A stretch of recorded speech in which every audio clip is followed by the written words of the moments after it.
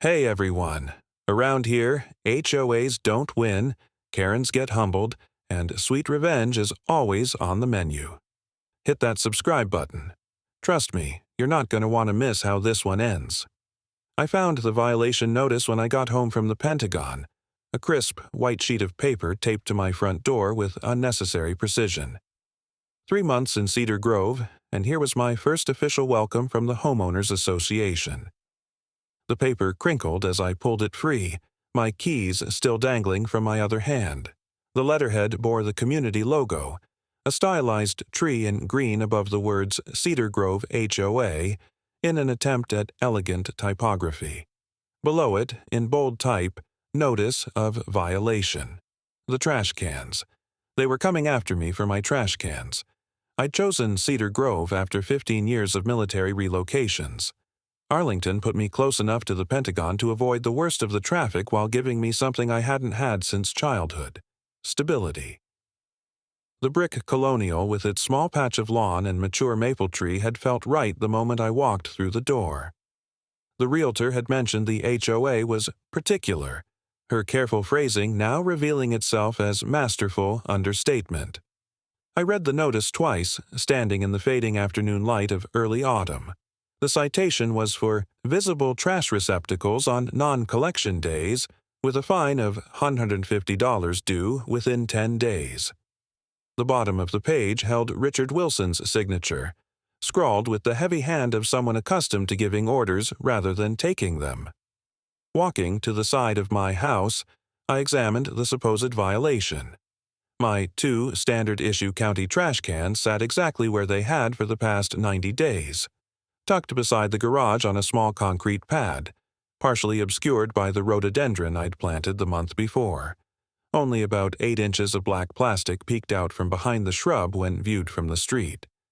I pulled out my phone and took pictures from multiple angles, documenting the position of the cans relative to my property line. The sun had dropped low enough that long shadows stretched across the lawn, but the images were clear.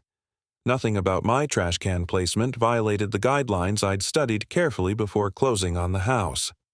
Back inside, I hung my uniform jacket on the back of a chair and loosened my tie. My kitchen still felt half unpacked despite 3 months of residency. Cardboard boxes labeled "Dishes" and "Miss Kitchen" remained stacked in one corner, their contents still undisturbed since I'd been eating most meals at the Pentagon or from takeout containers. I poured myself 2 fingers of bourbon, the amber liquid catching light from the overhead fixture as it spilled into the glass. I called Mark Jacobson, my next-door neighbor, who answered on the 3rd ring. "Let me guess," he said without waiting for me to speak. "Cedar Grove welcome wagon dropped by." "How'd you know?" "Your trash cans. Karen's been taking pictures of them for weeks. She finally got the board to act." "Karen?" I took a sip of bourbon, letting the warmth spread across my tongue. "Karen Thompson, 2 houses down on your right. The White House with the blue shutters and the garden gnomes that somehow don't violate any aesthetic guidelines." Mark's voice carried the weariness of someone who'd fought this battle and lost. "She's the neighborhood violation spotter, self-appointed enforcer of all rules, real and imagined." I walked to my front window and peered out at the indicated house. It was immaculate, as though staged for a real estate listing rather than actually lived in. 3 garden gnomes in varying poses stood at attention along the front walkway. "What's her deal?" I asked. "Retired early from some government job. Husband travels for work. Too much time on her hands and a pathological need to control everything around her." Mark paused. "Most people just pay the fine. Not worth the hassle of fighting the board." "I've read the bylaws cover to cover. My trash cans comply with Section 8.3 regarding waste container placement." I picked up the copy of the HOA guidelines that I'd kept on my coffee table. The 3-ring binder was already bristling with sticky notes and annotations from my initial review when buying the house. The guideline states containers should be stored in a location not prominently visible from the street. Mine are.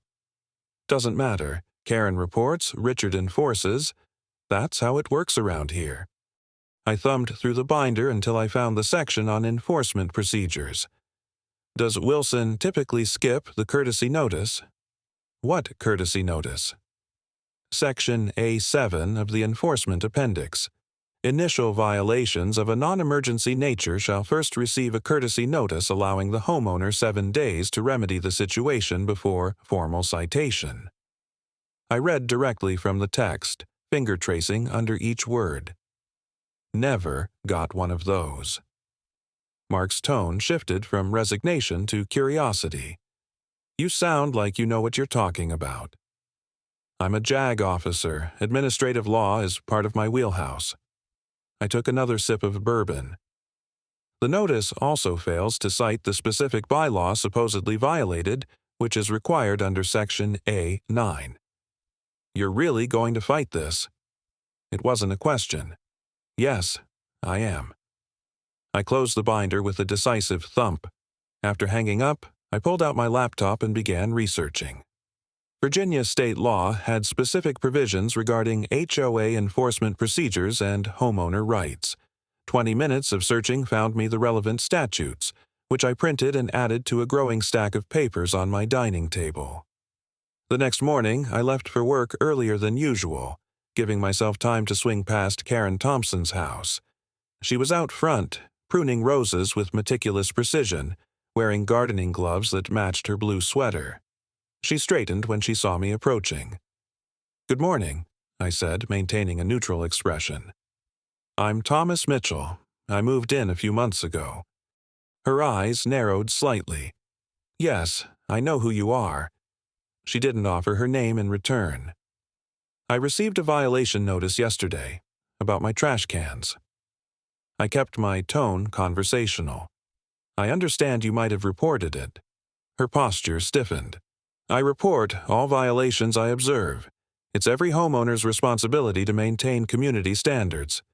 "I see. Have you actually viewed my trash cans from the street perspective?" I asked. "They're visible. That violates Section 8.3. She snipped a dead rose with more force than necessary.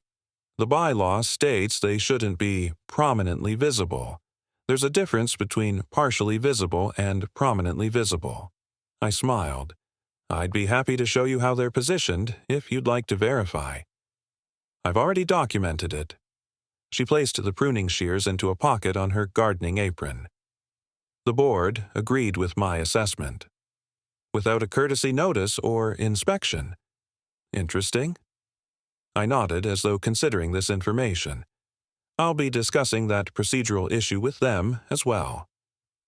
Something flickered across her face. Surprise, perhaps, that I wasn't simply accepting the fine.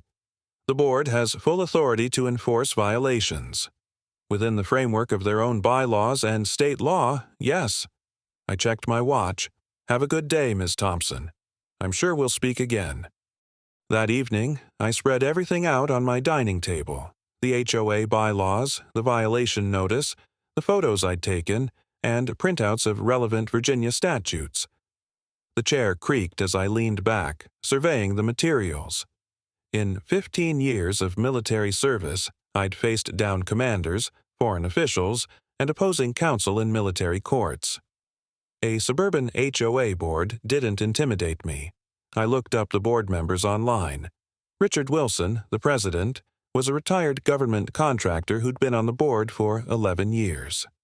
The other members, James Rodriguez, Sophia Martinez, and William Clark, had varying tenure, but all appeared to follow Wilson's lead based on meeting minutes I found on the community website.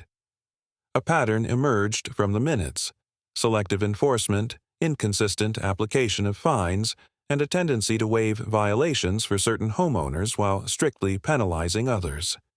The board's own properties rarely received citations, despite visible issues I'd noticed while walking the neighborhood. I pulled out a yellow legal pad and began taking notes, outlining my response. This wasn't just about trash cans anymore. It was about proper procedure, equal application of rules, and establishing that I wouldn't be an easy target. 3 hours and another bourbon later, I had my strategy mapped out. I'd start with a formal response challenging the specific citation, documenting the procedural failures in the enforcement process. If that didn't resolve the matter, I'd attend the next board meeting prepared to address the broader issues of selective enforcement. My phone buzzed with a text from Mark. "Saw your lights on late, still plotting against the HOA empire?" I typed back, "Just warming up. They picked the wrong house to target." The next day, I printed out copies of all my documentation at the office. My aide, Sergeant Collins, raised an eyebrow at the non-military paperwork coming out of the printer. "Personal project, sir?" she asked, handing me the warm stack of papers. "Neighborhood dispute," I explained. "HOA thinks they can ignore their own procedures because most residents don't read the fine print." "Bad move on their part," she grinned. "You going full jag on them?" "I'm considering my options." I slipped the papers into my briefcase. "But yes, essentially." That weekend, I walked the neighborhood with my camera, documenting every potential violation I could find. Richard Wilson's house had decorative boulders encroaching on the sidewalk easement. James Rodriguez had unapproved exterior lighting. Sofia Martinez's fence was 2 inches higher than regulations allowed. William Clark's shed exceeded the permitted square footage. None of these violations had been cited in recent meeting minutes, despite being more significant than my barely visible trash cans. I compiled the photos into a single document alongside a citation of each violated bylaw. This wasn't about getting my neighbors in trouble. It was about demonstrating the selective enforcement pattern. I added it to my growing file. The following Tuesday, I ran into Karen again while collecting my mail. She was taking pictures of another neighbor's mailbox decoration, a small magnetic butterfly that apparently offended her sense of propriety. "Miss Thompson," I nodded. "Lieutenant Colonel," she replied, clearly having looked me up. "Your trash cans are still visible from the street. According to my measurements and photographic evidence, they comply with Section 8.3. I sorted through my mail casually. "By the way, did you happen to notice Richard Wilson's boulders encroaching on the public easement? That's a violation of Section 5.2 regarding landscaping boundaries." Her lips pressed into a thin line. "Richard is very particular about following regulations." Interesting perspective. My documentation suggests otherwise. I tucked my mail under my arm. "Have you ever reported violations on board members' properties?" "I report what I see." Her camera disappeared into her purse. Selectively, it seems. I smiled. "Good day, Miss Thompson." Back home, I finalized my response strategy. Rather than simply writing a letter, I would prepare a formal legal document on Department of Defense letterhead. Not technically by the book for a personal matter, but the visual impact would be worth the minor breach of protocol. The board needed to understand exactly who they were dealing with. I reviewed my documentation one final time, ensuring each claim was supported by evidence and relevant citations. My trash cans remained exactly where they'd been, now surrounded by even more substantial plantings I'd installed over the weekend, making them virtually invisible from the street. Setting my bourbon glass down on a coaster, I opened my laptop and began typing. The board had made a fundamental error in assuming I would be like other residents, too busy or intimidated to fight back. They had no idea what was coming. My phone lit up with a reminder. The monthly HOA meeting was next Wednesday evening. Perfect timing. I deliver my response tomorrow, giving the board several days to review it before I appeared at the meeting to address the broader issues. I saved the document and closed my laptop, satisfaction settling in my chest like the warmth of good bourbon. Cedar Grove HOA was about to learn a lesson in proper procedure from someone who had made a career of it. The trash cans were just the beginning. I spent half the night polishing my response letter, fine-tuning each paragraph until it gleamed with precision. The bourbon bottle stood forgotten on the counter as I lost myself in legal references and procedural citations. By the time I'd finished, the digital clock on my microwave read 2:17 a.m., but I had 4 pages of meticulously crafted rebuttal. The next morning, I arrived at the Pentagon with the draft tucked in my briefcase. The weight of it felt satisfying, like carrying ammunition. "Morning, Lieutenant Colonel." Sergeant Collins nodded as I entered my office. "I need a favor," I said, extracting the papers from my briefcase. "Could you format this for official letterhead? It's personal business, but I want to make an impression." She took the pages, eyebrows rising as she read the opening paragraph. "Going nuclear on your HOA, sir?" "Not nuclear, surgical." I hung my jacket on the back of my chair. They need to understand I know exactly what I'm doing. While Collins worked her administrative magic, I spent the morning on actual military duties, reviewing a sexual harassment case, preparing briefs for the Judge Advocate General, and participating in a conference call about pending regulatory changes. By lunch, the HOA matter had receded to the back of my mind. Collins knocked on my door just after 1400 hours. "Your special project, sir?" She handed me a crisp stack of papers. I made 3 copies as requested. The Department of Defense letterhead gave my response a gravity that standard stationery never could. The eagle emblem and official typography transformed my words from a homeowner's protest to a government communication. It wasn't strictly proper to use official letterhead for a personal matter, but sometimes the appearance of authority mattered more than technical correctness. "Perfect," I said, sliding the documents into a large manila envelope. "Thank you, Sergeant." "Any time, sir. Hope they know what's coming." I spent the rest of my workday focused on legitimate military matters, but as I drove home that evening, I mentally rehearsed my next steps. The HOA board had underestimated me, assuming I'd either pay the fine without question or make a futile protest. They were about to learn otherwise. At home, I spread the documents across my dining table one final time. The main letter ran 4 pages, addressed to Richard Wilson, President, Cedar Grove Homeowners Association Board of Directors, with carbon copies indicated for each board member. The first paragraph established my identity as both a homeowner and a military attorney. The second paragraph cited the specific violation notice I'd received, followed by a systematic dismantling of its validity. I had cited 3 separate provisions from the HOA bylaws that the board had violated in issuing the notice. The failure to provide a courtesy notice before formal citation, Section A7. The failure to specify the exact bylaw allegedly violated, Section A9, and the misapplication of the prominently visible standard for trash containers, Section 8.3.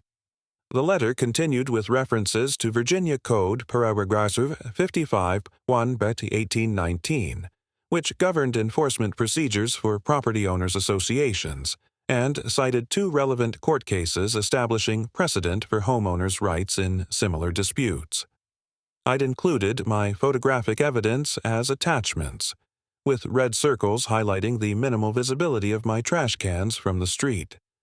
The closing paragraphs outlined potential consequences if the board persisted in its invalid enforcement action, including regulatory complaints to the Virginia Common Interest Community Board, potential civil action for harassment, and a demand for board member training on proper procedure. My signature at the bottom included my full rank and title, Lieutenant Colonel Thomas Mitchell, Judge Advocate General's Corps, United States Army. It was, perhaps, excessive for a dispute over trash cans, but this wasn't about trash cans anymore. It was about establishing boundaries, about demonstrating that I wouldn't be pushed around by petty bureaucrats who selectively enforced rules to exercise power. I sealed the documents in separate envelopes, one for the HOA office at the community center, one for each board member's home address, and one for the Virginia Attorney General's Consumer Protection Division. The last was an unusual step, but filing a courtesy copy with state authorities would send a clear message that I was serious about pursuing this matter if necessary. The evening air had cooled as I walked through the neighborhood delivering the envelopes. Richard Wilson lived in an oversized colonial at the end of Cedar Lane, its perfectly manicured lawn lit up by tasteful landscape lighting. I placed his envelope in the mailbox, noting that his decorative boulders still encroached on the public easement, a violation he'd never been cited for. James Rodriguez's Mediterranean-style home was next, with its unapproved exterior lighting casting shadows across the driveway. Then Sofia Martinez's colonial with its too-tall fence, and finally William Clark's property with its oversized shed. Each board member had homes with clear violations that never appeared in meeting minutes. The HOA office at the community center was locked, but the external mailbox accepted my final local copy. I'd mail the Virginia Attorney General's copy tomorrow. Walking home, I felt lighter than I had in days. I hadn't realized how much the arbitrary citation had bothered me until I'd taken concrete action against it. My trash cans sat in their proper place as I passed my house, now nearly invisible behind the additional plantings I'd installed. The next morning, I dropped the final envelope at the post office before heading to work. For the next 2 days, I heard nothing. I continued my routine, focusing on my actual job while waiting for the response I knew would come. The HOA board would either double down or back off. Either option would determine my next move. On the third day, my phone rang as I was reviewing case files in my office. The caller ID showed a local number I didn't recognize. "Lieutenant Colonel Mitchell," I answered, using my military title out of habit. There was a slight pause before the response. "Colonel Mitchell, this is Richard Wilson from the Cedar Grove Homeowners Association." His voice was different from what I'd expected. Softer, more hesitant than the authoritative signature on the violation notice had suggested. "Mr. Wilson, what can I do for you?"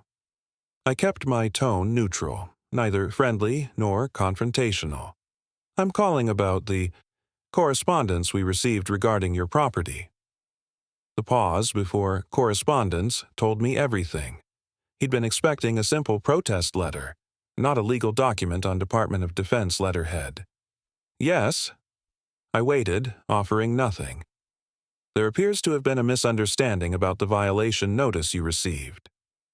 Wilson's voice took on an apologetic tone that sounded rehearsed. "After reviewing your documentation and consulting with the board, we agree that your trash container placement is not, in fact, in violation of Section 8.3. "I see." I let the silence stretch uncomfortably. "The citation has been rescinded, of course. No fine will be collected, and nothing will appear in your homeowner record." He rushed to fill the gap. "We apologize for any inconvenience." The sudden reversal was exactly what I'd expected. Not because my argument about the trash cans was particularly compelling, but because the board wasn't prepared to defend their procedural failures against someone who understood both HOA regulations and broader legal principles. "Thank you for acknowledging the error," I said finally. "I appreciate the prompt resolution." Wilson breathed an audible sigh of relief. "Well, these things happen.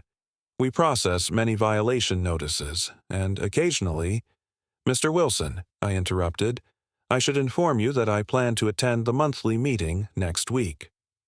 Another pause. "Oh? Is there something else we need to address?" "Yes. I'd like to discuss how violations are processed and enforced throughout the community." I kept my voice matter-of-fact. "After reviewing the bylaws in detail, I've identified several procedural issues that should be addressed." "That's not really necessary," Wilson said quickly. "We've resolved your specific concern, and this isn't only about my trash cans, Mr. Wilson." I sat forward in my chair. "It's about ensuring that all residents receive due process and equal treatment under the governing documents." The silence that followed told me Wilson understood the implications. A military lawyer examining their operations wasn't what the board wanted. "The meeting is open to all residents," he finally said, his tone resigned. "Public comments are limited to 3 minutes per person." "I'm well aware of the meeting procedures, thank you." I flipped through the HOA bylaws on my desk. Section 3.4 of the bylaws also permits residents to request specific items be added to the agenda with 7 days' notice. I'll email the secretary today. "That won't be—" Wilson stopped himself. "Fine. We'll add your item to the agenda." "Thank you. I look forward to a productive discussion." I paused. One more thing, Mr. Wilson. You might want to address those decorative boulders encroaching on the public easement before the meeting. Section 5.2 is quite specific about landscaping boundaries. The sharp intake of breath told me my point had landed precisely as intended. Good day, Mr. Wilson. I hung up before he could respond. Sergeant Collins appeared in my doorway with a stack of briefs requiring my attention. Everything okay, sir? You're smiling. Just witnessing the power of proper documentation, Sergeant. I reached for the briefs. Never underestimate the impact of citing the correct regulation at the right time. The next week was busy with actual military duties, but I carved out time each evening to review the HOA governing documents in greater detail. With the immediate trash can battle won, I turned my attention to the larger war, creating sustainable change in how the Cedar Grove HOA operated. I compiled a spreadsheet of violations cited in meeting minutes over the past year, cross-referenced with property addresses. The pattern became obvious. Board members and their allies rarely received citations, while newer residents and those who had previously challenged the board were cited frequently for even minor infractions. I also identified numerous procedural deficiencies in the enforcement process. The courtesy notice requirement was almost never followed. Many violation notices failed to cite specific bylaws.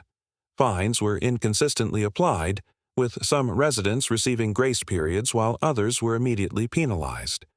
Most troubling was the appeals process, which required homeowners to appear before the same board that had issued the violation, a clear conflict of interest with no provision for independent review. The monthly meeting was scheduled for Wednesday evening at the community center. I prepared a concise presentation outlining the issues I'd discovered, along with proposed solutions based on best practices from other HOAs and relevant state laws. I kept it to 3 pages, enough to demonstrate the depth of the problems without overwhelming the audience. The night before the meeting, I walked the neighborhood again, this time noting which houses belonged to board members and their apparent allies based on my analysis of citation patterns. The physical inspection confirmed what the documents had suggested. Selective enforcement was rampant. As I passed Karen Thompson's immaculate property, she emerged from her front door, garden shears in hand, despite the fading light. "Lieutenant Colonel," she nodded stiffly, "I understand you've been causing quite a stir with the board." "Just ensuring proper procedures are followed," I replied. "How are the garden gnomes today?" Her eyes narrowed at the reference to her decorations that escaped citation despite the HOA's strict rules about lawn ornaments. "The board does important work maintaining our property values. Some people appreciate that." "I appreciate proper procedure and equal application of the rules, Ms. Thompson." I gestured toward Richard Wilson's house down the street. "Do those boulders encroaching on the sidewalk enhance your property values?" She didn't answer, instead turning back to her meticulous garden. When I returned home, I laid out my uniform for the next day. Not my usual service uniform, but my full-dress blues, complete with ribbons and decorations. The brass buttons caught the lamplight as I arranged each piece precisely. The trash cans had been round 1. Tomorrow would begin the main event. He arrived at the Cedar Grove Community Center 15 minutes before the scheduled meeting time. The uniform felt both familiar and strange against my skin. Not my daily service uniform, but my full-dress blues with every ribbon and decoration I'd earned over 15 years of military service. The stiff collar and polished brass caught the last rays of evening sun as I crossed the parking lot. The community center was a modest brick building with a meeting room that doubled as an event space. A row of windows along one side let in the fading light, casting long rectangles across the linoleum floor. Folding chairs had been arranged in neat rows facing a long table at the front where the board would sit. A few residents were already there, clustered in small groups, coffee cups in hand. Conversation stopped mid-sentence as I entered. Eyes tracked my progress through the room, taking in the uniform, the oak leaf insignia on my shoulders, the rows of ribbons across my chest. I hadn't worn the dress blues to intimidate, exactly, but I understood their visual impact. They communicated authority, expertise, and a life spent upholding systems of rules and order. I nodded to a few neighbors I recognized and took a seat in the front row, placing my folder of documents on my lap. The room filled gradually, the hum of conversation rising and falling as more residents arrived. Mark Jacobson slipped into the seat beside me, eyebrows raised at my attire. "Bringing out the big guns," he murmured, not really a question. "Appropriate attire for the occasion?" I straightened the folder on my lap. "Have you ever attended one of these meetings before?" "Once, when they tried to cite me for my holiday lights staying up too long." He slouched in his chair. "Waste of an evening. Wilson runs this place like his personal fiefdom." The board members entered through a side door 10 minutes later. Richard Wilson led the procession, a manila folder tucked under one arm.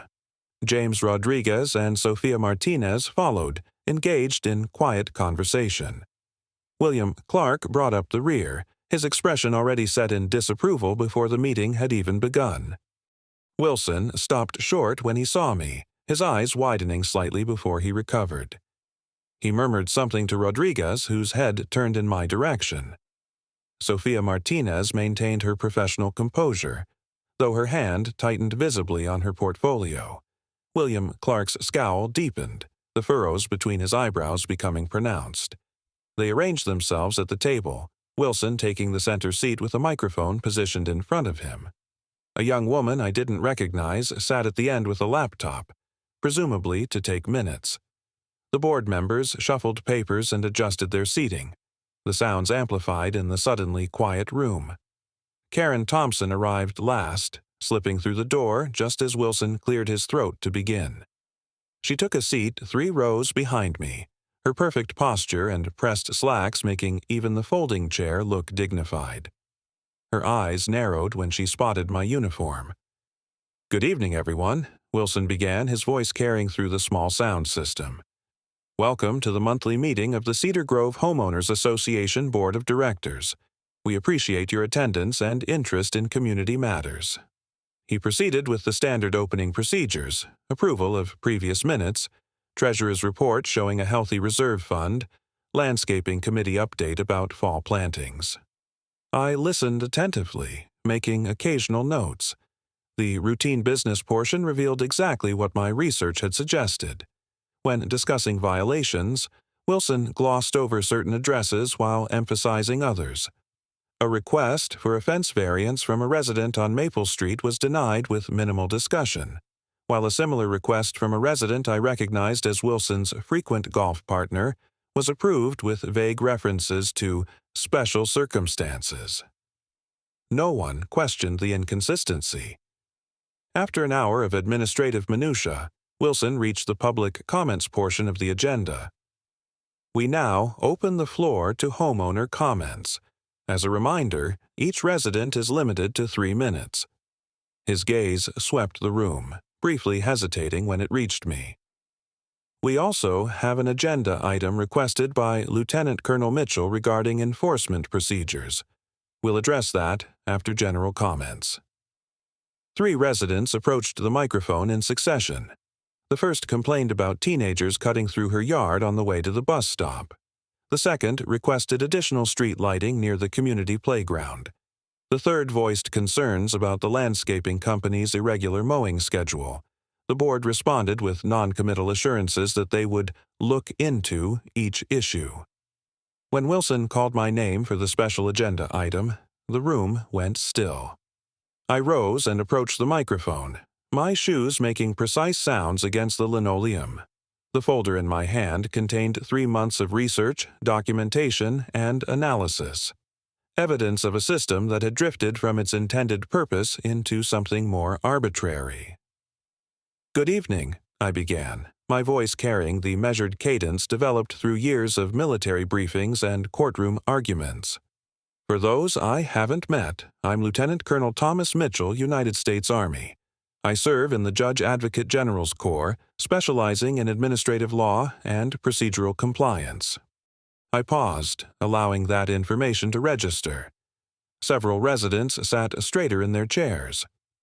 I moved to Cedar Grove 3 months ago, seeking a well-governed community with clear rules and consistent enforcement. What I've found instead is a pattern of selective enforcement, procedural violations, and potential legal liability for this association. Wilson leaned toward his microphone. Colonel Mitchell, we've already addressed your individual concern about— This isn't about my trash cans, Mr. Wilson. I kept my tone even. This is about systemic issues that affect every homeowner in this room. I opened my folder and removed several sheets of paper. Over the past 3 months, I've documented 47 violations that were cited and fined. Of those, 39 were issued to newer residents or those who had previously challenged board decisions. Only 8 were issued to residents who have lived here 5 years or longer, despite similar violation rates when properties are visually inspected. Murmurs spread through the audience. I placed a graph on the table facing the audience. Board members' properties show clear violations of at least 6 different bylaw provisions, none of which have been cited. I named each violation and corresponding board member without looking at my notes. Mr. Wilson's decorative boulders encroach on the sidewalk easement. Mr. Rodriguez's exterior lighting exceeds permitted lumens. Ms. Martinez's fence height violates Section 6.2. Mr. Clark's shed dimensions exceed permitted square footage. The room had gone from murmurs to complete silence. I could hear the soft hum of the air conditioning cycling on. More concerning are the procedural violations and how citations are issued and enforced.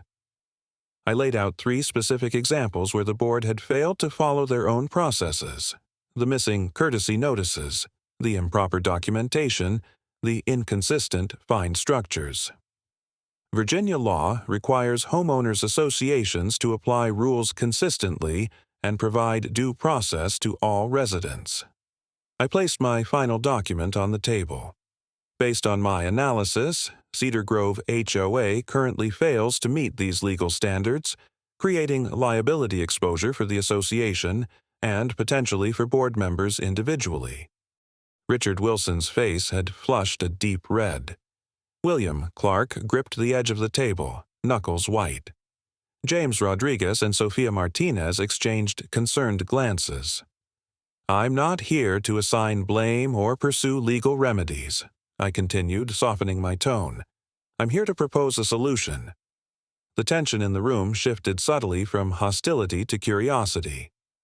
I propose the creation of a bylaw review committee comprised of board members and other homeowners to conduct a comprehensive review and update of our governing documents. I outlined a 3-month process to revise enforcement procedures, create proper documentation standards, and implement accountability measures.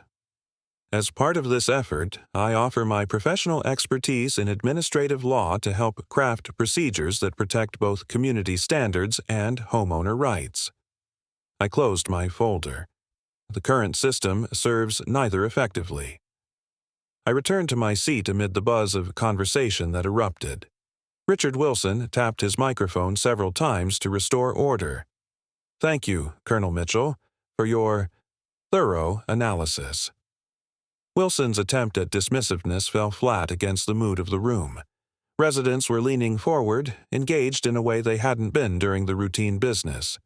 While we appreciate your concern, the current board has effectively managed this community for years, and I'd like to hear more about this committee idea, a woman in the back interrupted. If there are inconsistencies in how rules are applied, we should address that. Several voices echoed agreement. Wilson looked around the room, clearly sensing the shift in atmosphere. He conferred briefly with the other board members, their huddle marked by urgent whispers and tight expressions. When Wilson straightened, his face bore the look of a man performing calculations and finding no favorable outcome. The board is always open to community input. We could establish a temporary review committee, though I must emphasize that our current procedures have served us well. I move we create the committee as Colonel Mitchell suggested, called a man I recognized from 2 streets over, and that he chair it, given his expertise. Second, came another voice followed by a chorus of agreement. Wilson glanced at the other board members who offered no escape route. The motion appears to have support. We'll need to establish committee membership and scope. The board will need to approve any proposed changes before implementation. It was a partial concession, an attempt to maintain control of a process that was slipping from his grasp. But it was enough for now. The residents continued to discuss the proposal as Wilson attempted to move to other business, but the energy in the room had fundamentally shifted. As the meeting concluded, residents approached me with questions, concerns, and offers to join the committee. Karen Thompson remained in her seat, her expression unreadable as she watched the crowd gather around me. Over the next 3 months, the Bylaw Review Committee met weekly in the same community center. Initial resistance from Wilson and Clark gradually gave way to reluctant participation as they realized the committee had broad community support. Rodriguez proved surprisingly constructive once he understood the legal risks of continuing the current practices. Martinez, with her real estate background, became an unexpected ally in crafting language that protected property values while ensuring fair treatment. We methodically rebuilt the enforcement procedures from the ground up. Courtesy notices became mandatory. Violation documentation required photographs, specific bylaw citations, and supervisor review. Fines were standardized with clear criteria for application. Perhaps most importantly, we created an independent appeals process that removed board members from judging challenges to their own decisions. The board adopted our revised bylaws at a special meeting 11 weeks after that first confrontation. The vote was unanimous, though Wilson's "I" came through clenched teeth. Karen Thompson stopped taking pictures of trash cans and garden decorations after our third committee meeting, where I explained the potential personal liability for harassment under Virginia statute. She redirected her energy toward the garden club, where her attention to detail served a more productive purpose. When the first courtesy notice under the new system was issued, to a board member, as it happened, residents noted how different the tone and process felt. Community surveys showed approval ratings for the board climbing as transparency and consistency became the new standard. I didn't set out to become the neighborhood's advocate, but that's what happened. Residents began approaching me with questions about other community matters, from street repairs to the swimming pool rules. I helped where I could, always directing them to proper channels rather than creating parallel authority. The last time I wore my dress blues to a community meeting was 6 months after that first confrontation, when the board presented me with a certificate of appreciation for my service to Cedar Grove. William Clark handed it to me with a firm handshake that contained a measure of genuine respect. Richard Wilson still avoided direct eye contact but no longer challenged my suggestions in meetings. My trash cans remained in their proper place, still mostly hidden by the rhododendron that had grown fuller over the months. They weren't the issue. They never had been.